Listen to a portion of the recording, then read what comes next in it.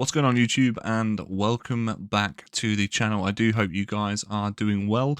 I thought I would sit down and just talk to you guys today, as it's been just over a month now since the legendary servers came to light. That's both Angmar and Mordor. I just wanted to kind of recap where I'm at and kind of what my experiences, I guess, have been. The bad, the good, what's been interesting and perhaps not so interesting. I guess it's only right if we start at the precipice. I guess the tippity top of my highlights, if you like, of the legendary server. And that is, of course, more than anything, having everyone together, questing, doing the same things in the same location, passing each other, sharing comments and trading items, and just generally fleshing the world out a little bit more. That has been really, really nice and really significant to me. Lord of the Rings Online has always been a special experience, but to me, this is just enhanced even further with the addition of multiple players around you doing the same thing, because I've said time and time again,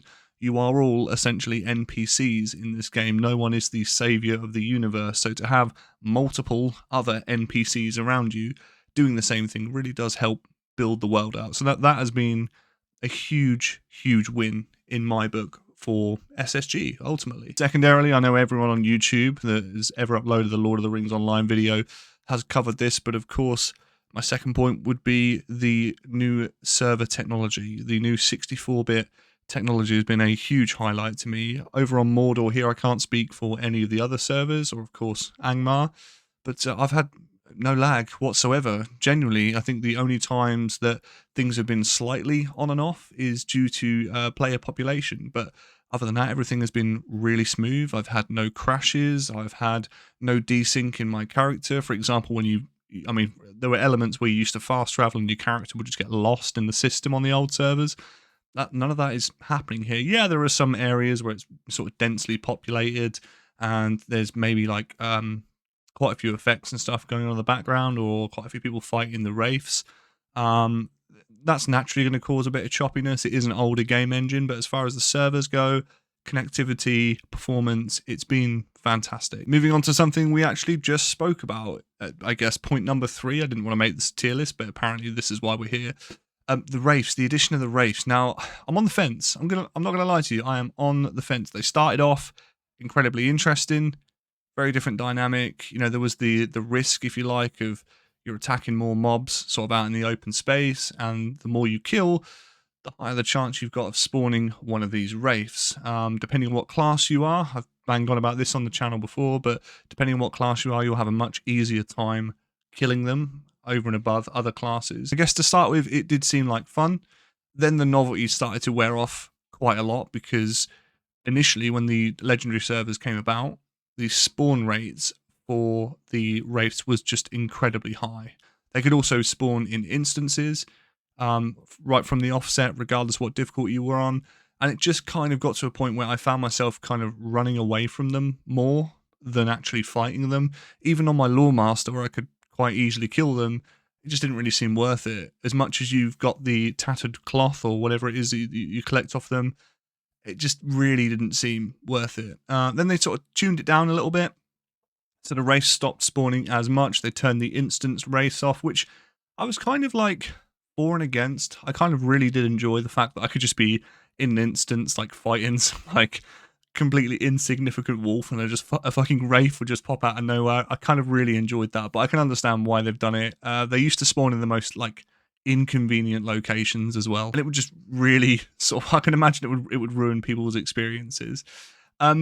With regards to some of the wraiths that would spawn, it seemed a little bit inconsistent. Like when you started to get into the realms of sort of 30s, like mid 30s up to 40, the wraiths would either spawn with like 2,000 health, or you'd get like a mournful wraith that would spawn in, and some of them, I think there's like a vengeful wraith as well.